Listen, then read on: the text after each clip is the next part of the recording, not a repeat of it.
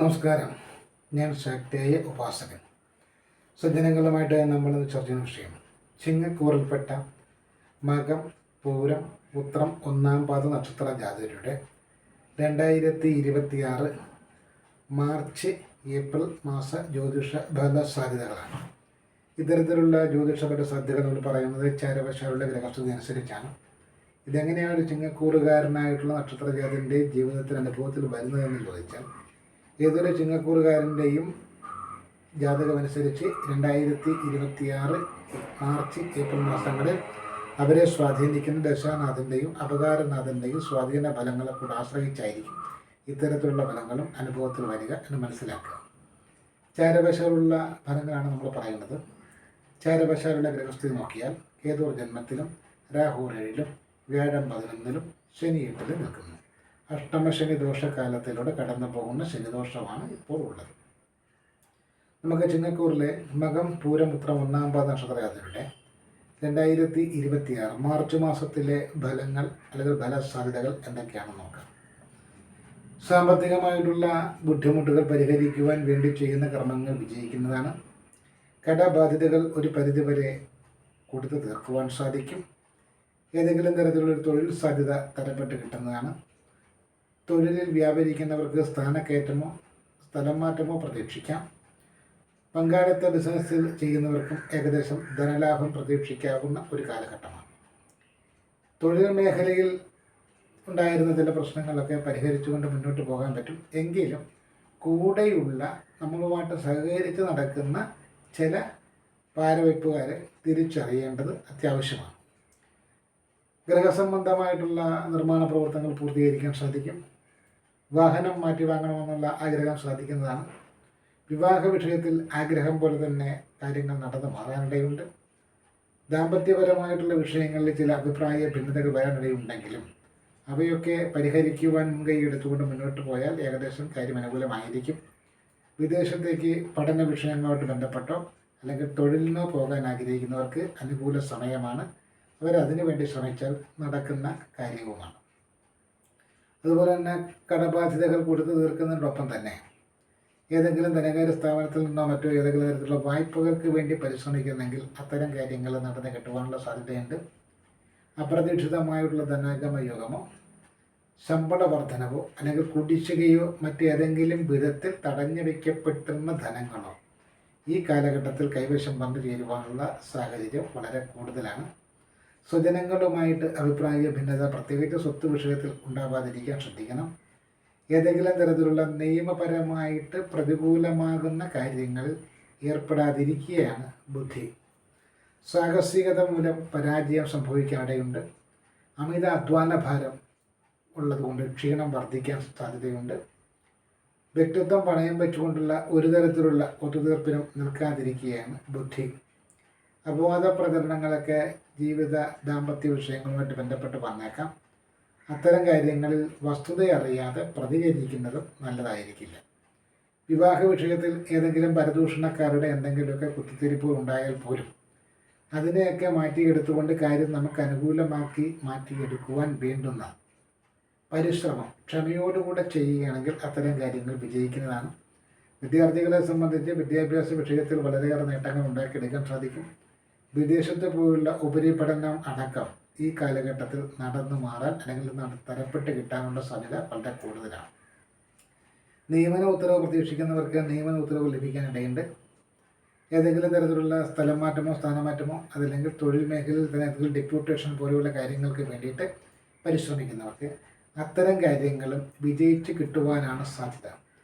സാമ്പത്തികമായിട്ടുള്ള വിഷയങ്ങൾ സംബന്ധിച്ചോ അല്ലെങ്കിൽ തൊഴിൽപരമായിട്ടുള്ള കാര്യങ്ങളുമായിട്ട് ബന്ധപ്പെട്ടോ അതല്ലെങ്കിൽ ധനപരമായിട്ടുള്ള ഏത് വിഷയവുമായിട്ട് ബന്ധപ്പെട്ട് ഇറങ്ങി തിരിച്ചാലും തുടക്കം എന്ന് പറയുന്നത് ചെറിയ തടസ്സങ്ങൾ വന്നാൽ പോലും അതിനെ അതിജീവിച്ചുകൊണ്ട് കാര്യവിജയം നേടിയെടുക്കുവാൻ ഈ കാലഘട്ടം വളരെ അനുകൂലമാണ്.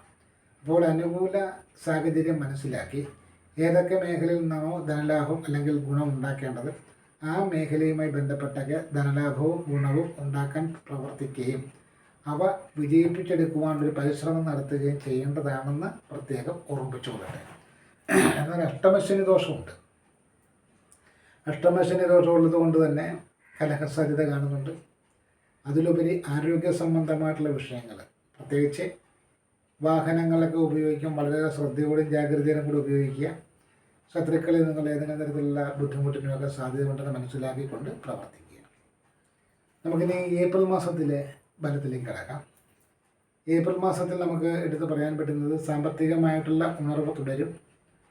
കുടുംബപരമായിട്ടോ ദാമ്പത്യപരമായിട്ടോ ഏതെങ്കിലും തരത്തിലുള്ള അഭിപ്രായ വ്യത്യാസം വന്നാൽ പോലും അതിനെ മറികടക്കുവാൻ പറ്റുന്ന തരത്തിലുള്ള ഒരു കൗശല ബുദ്ധി പ്രയോഗിക്കാൻ സാധിക്കും.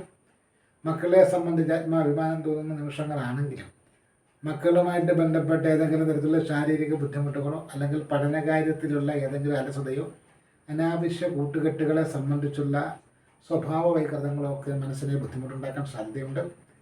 പ്രവാസ ജീവിതത്തിലേക്ക് പോകാൻ വേണ്ടിയിട്ട് ആഗ്രഹിച്ചാൽ അത് ഈ മാസത്തിലും നടക്കുന്നതാണ്. വിവാഹ വിഷയങ്ങൾക്കും തടസ്സങ്ങളൊന്നും ഉണ്ടാവുന്നതല്ല.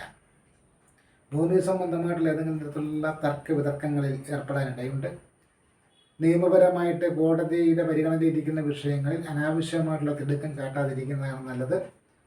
അതുപോലെ തന്നെ സമൂഹ മാധ്യമങ്ങളിലടക്കം ഏതെങ്കിലും വിഷയങ്ങളിലൊക്കെ പ്രതികരിക്കുമ്പോൾ അല്ലെങ്കിൽ വാക്കുകൾ, എഴുത്തുകൾ ഇവയൊക്കെ പിശക് സംഭവിക്കാതിരിക്കാനുള്ള ശ്രദ്ധയും ജാഗ്രതയും കൂടെ കൊടുക്കണം.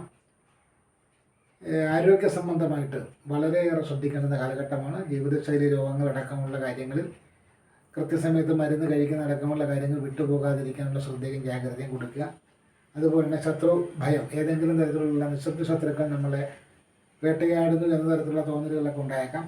അതൊക്കെ പാളയത്തിൽ പട എന്ന് പറഞ്ഞതുപോലെ കൂടെ നിൽക്കുന്നവരിൽ തന്നെ ഉള്ളവരായിരിക്കും എന്തെങ്കിലും തരത്തിലുള്ള വിവാദങ്ങൾ ഉണ്ടാകുന്ന തരത്തിൽ എന്തെങ്കിലും പ്രവർത്തിക്കുന്നത്.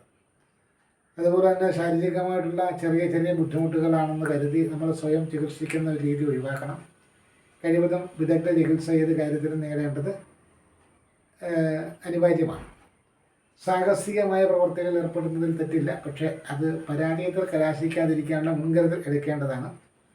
അധ്വാനഭാരം വർദ്ധിക്കാനും അതനുസരിച്ചുള്ള പ്രതിഫലം ലഭിക്കുന്നില്ല എന്നൊരു തോന്നലൊക്കെ ഉണ്ടാകുവാനുള്ള സാധ്യതയുണ്ട്. വിവിധ വിഷയങ്ങളെ സംബന്ധിച്ച് മനസ്സിലൊരു ആശങ്കയും ടെൻഷനും ഒക്കെ വർദ്ധിക്കേണ്ടതുണ്ട്. അവനവൻ്റെ വ്യക്തിത്വം പണയം വെക്കുന്ന തരത്തിലുള്ള ഒരു തരത്തിലുള്ള എഗ്രിമെൻറ്റുകളിലും ഏർപ്പെടാതിരിക്കുക. കാര്യവിഘ്നങ്ങളെ മറികടന്ന് മാത്രമായിരിക്കും കാര്യവിജയം ഉണ്ടാക്കിയെടുക്കുവാൻ സാധിക്കുക. യാത്രാവേളകളിൽ ദുരിതമയമാകാതിരിക്കുവാനുള്ള ശ്രദ്ധയും ജാഗ്രതയും പുലർത്തണം. അപവാദ പ്രചരണങ്ങളെ വലിയ രീതിയിൽ മൈൻഡ് ചെയ്യേണ്ട കാര്യമില്ല. കാരണം ഒരു പണിയുമില്ലാത്തവർ ചെയ്യുന്ന അപവാദ പ്രചരണത്തിൽ നമ്മൾ അർഹിക്കുന്ന അവജ്ഞയോടെ തള്ളിക്കളയുക. പങ്കാളിത്ത ഏർപ്പാടുകളിൽ പ്രതീക്ഷിക്കുന്നത്ര വിജയം ലഭിക്കണമെന്നില്ല.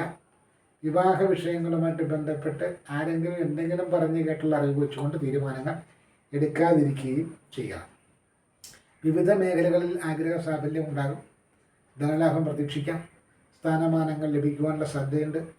കീർത്തിയും പ്രശസ്തിയും വർദ്ധിക്കുന്നതാണ്. തൊഴിൽ മേഖലയിൽ നിന്നും ഗുണാനുഭവങ്ങൾ പ്രതീക്ഷിക്കാം. അതുപോലെ തന്നെ വീടുമായിട്ട് ബന്ധപ്പെട്ട ഒരു പ്രത്യേകിച്ചുള്ളൊരു ആത്മബന്ധം ഉടലെടുക്കാനുള്ള സാഹചര്യം ഉണ്ടാകാനിടയുണ്ട്.